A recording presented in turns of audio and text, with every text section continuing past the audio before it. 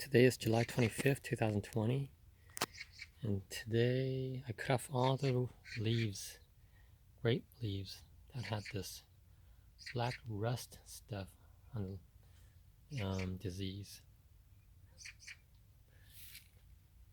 Looks like leaf rust, so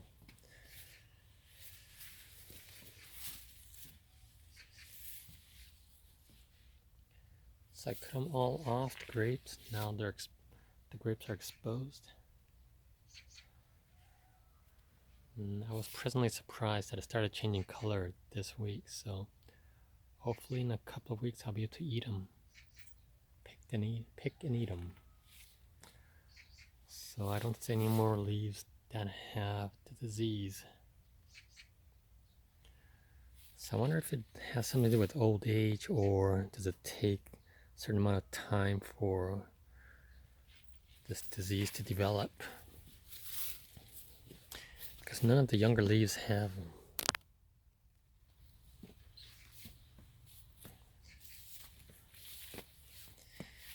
And I have to empty this tub of water because there's a bunch of mosquito larvae living in it. So when I collect water, I'm going to have to do something, put some mosquito netting so they can't lay eggs in the water.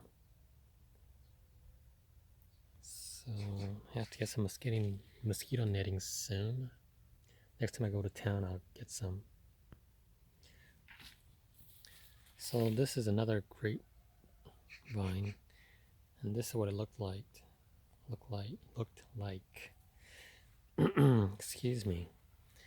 I haven't been speaking a lot lately since COVID-19, and you can't see people, so I haven't been using my language skills, and I'm losing my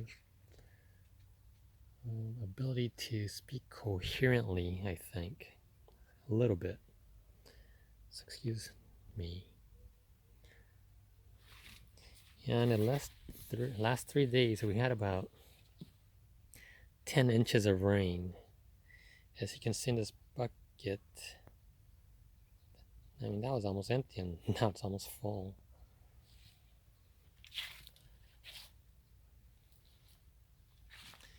And the fields are pretty much super moist.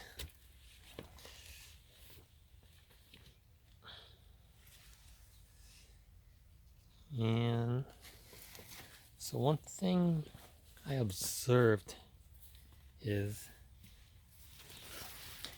when you're watering your plants, I think overwatering is not a problem. It's underwatering that's a problem. Because when it rains 10 inches in 3 days, that's a lot of water. And my plants are doing great. So when I water, I'm going to give them like an inch of water. And I'm thinking it's not seeping deep enough into the soil to help them out a lot.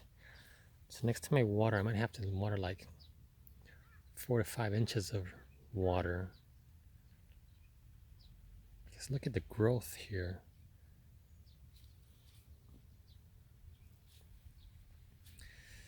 But with all this moisture, we have problems with fungal diseases.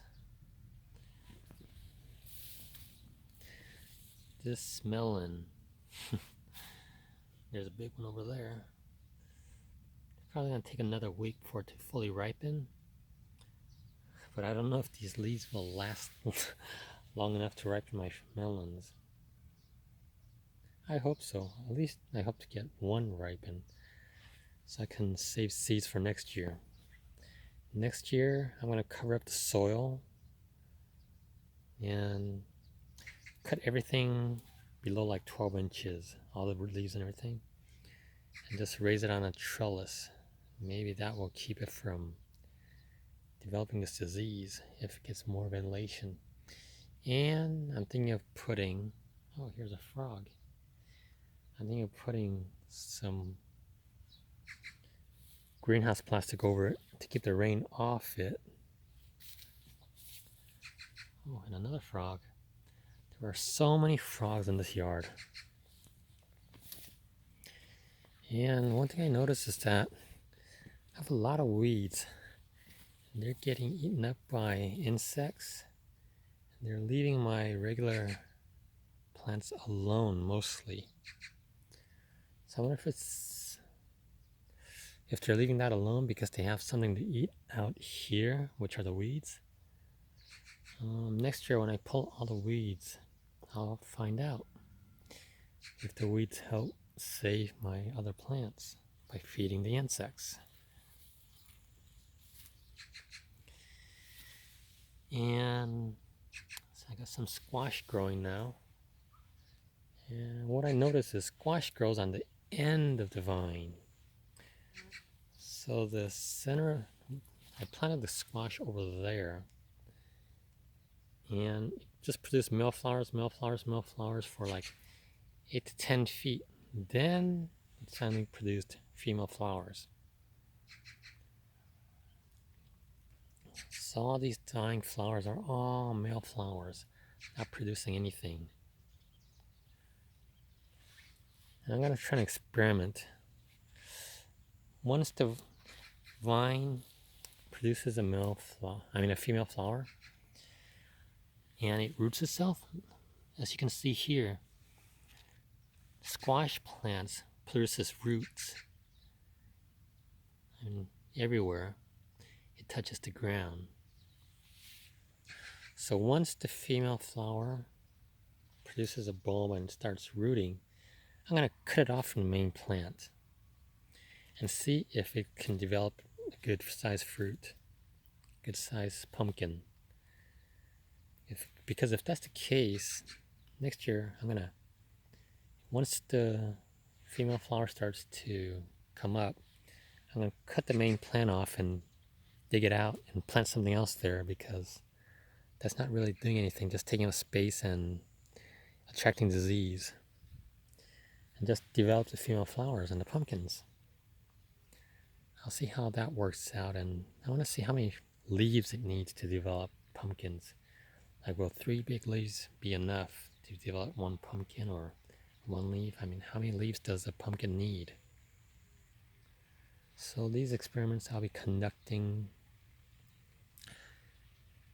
for the next 2 or 3 years, because results may vary depending on the weather or other circumstances. So I gotta get an average. So I'll be conducting those experiments for probably 2 to 3 years. And if nothing's certain, I might take it up to 5 years. And over here, all the watermelon plants watermelon was rotting off in the beginning because like when they got to this stage, it was always raining, so it rotted off. But this one over here got pollinated just in time before the rain started again. That's about 5 inches big now. So at least I'll get 1 watermelon, hopefully.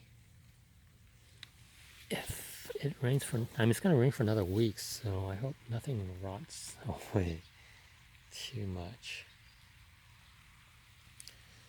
And these jujubes have disease. Just rust again. And there's a lot of rust problem, leaf rust, on my trees. And I'm cutting all these bad ones off, and you can see them all over the ground.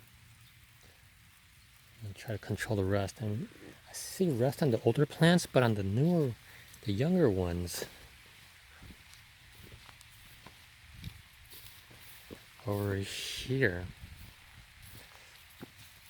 I don't see any rust on the leaves. There, and over there. So rust, I wonder if it has something to do with the age or what, but I gotta take care of that next year. I'm gonna pull all the leaves that have rust for this year. Hopefully control it. It's starting to rain now, so I gotta go. Bye.